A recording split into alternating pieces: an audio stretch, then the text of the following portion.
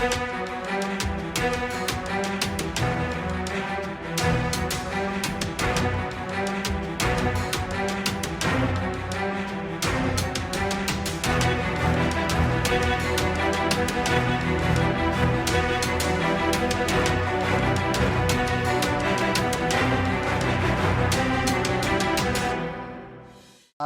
विनायक काशीनाथ देशमुख शिरसेला. तर मला फेरफार पाहिजे होते. फेरफारसाठी मी 7 तारखेला अर्ज दिलेला आहे आणि मी दररोज फेऱ्या मारतो. आज पण आजची 12 तारीख आहे, 13 तारीख आजची. तर सकाळपासून मी इथे उपस्थित आहे, तर अजून मला काही फेरफार मिळाले नाही. आणि हा शेतकऱ्यांना म्हणजे नाहक त्रासच आहे. तर तलाठ्याकडे जर हे असते तर ते आम्हाला 2 दिवसात लगेच उतारे मिळतात. पण तहसीलदार साहेबांनी इकडे आणले तर आता आम्हाला म्हणजे फेऱ्या मारून पण इथे मिळत नाहीत. आणि गाव नमुना 14 साडी 12 तारखेला अर्ज केलेला आहे. आजची 13 तारीख म्हणजे 1 महिना होऊन गेला तरी गाव नमुना तो उतारा भेटत नाही. तर हा शेतकऱ्यांना नाहक त्रास होतो. एखादा शेतकरी खांड सोडून येतो, खांड सोडून यायला त्याला 200 रुपये खर्च येतो. जर तो 200 रुपये खर्च करून इकडे येण्यापेक्षा तिथे जर तलाठ्याकडे असते तर त्याला ते 2 दिवसात भेटले असते. इकडे त्याचा खर्च वाचला असता, वेळ वाचला असता. तरी तहसीलदारांनी ह्याच्यावरती काहीतरी म्हणजे निर्णय घेऊन योग्य ती कारवाई करावी. माझे नाव काशीनाथ एकनाथ शिंदे. मी हप्ताभर अगोदर मला वाटतं 23 जुलैला दिले होते. 23 जुलैला फेरफार काढण्यासाठी मला ते 7 जुलैला मिळाले. त्याच्यानंतरचे जे दिले 23 तारखेचे ते आज परत रेडी आहेत. पण शासनाच्या बाबतीत आता 241 गावांना इथून 7/12 फेरफारसाठी मला वाटतं माननीय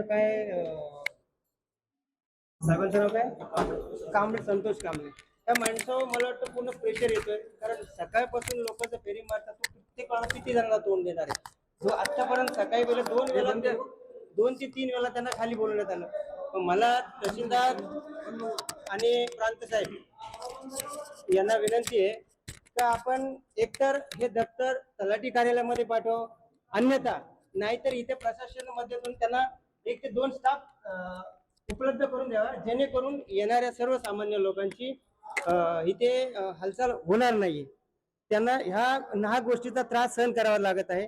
त्यामुळे प्रांत आणि तहसीलदार साहेबांना एक विनंती आहे आमची न्यूजच्या माध्यमातून, आपण या सर्व गोष्टीवर थोडं गांभीर्याने बघून ज्या ज्या ठिकाणी स्टाफ कमी वाटतोय त्या ठिकाणी आपण त्याचा आढावा घेऊन त्या ठिकाणी तिथं स्टाफ लावून जी सर्वसामान्य जनता जी गावातून तिकडे येते 15-15, 20-20 किलोमीटरवरून त्यांना फेऱ्या मारायला लागतात, ते कुठेतरी थांबल्या पाहिजे. त्यांच्या खिशाला जी कात्री लागते त्यांना परवडत नाही.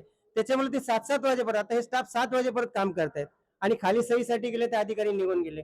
मग आता अधिकारी निघून आम्हाला नाही लागले, परत जावंच लागणार आहे, परत दुसऱ्या दिवशी येणं. पण हे गोष्ट कुठेतरी थांबली पाहिजे.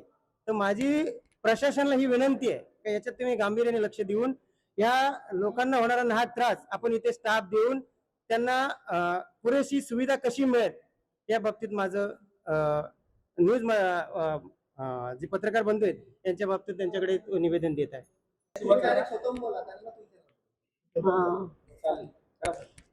मी नेरळवरून आले.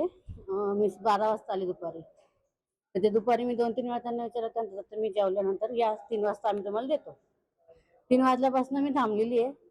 करतायत ते खाली नेतायत, अण्णा साया आणतायत म्हणून आम्ही थांबलो. पण आता 7:22 झालेत, मला पण घरी जायचं, माझ्या घरी पण 2 लहान लेकरं आहेत. त्याच्यामुळे मी आता जास्त थांबू शकत नाही. आता मी उद्या येणार.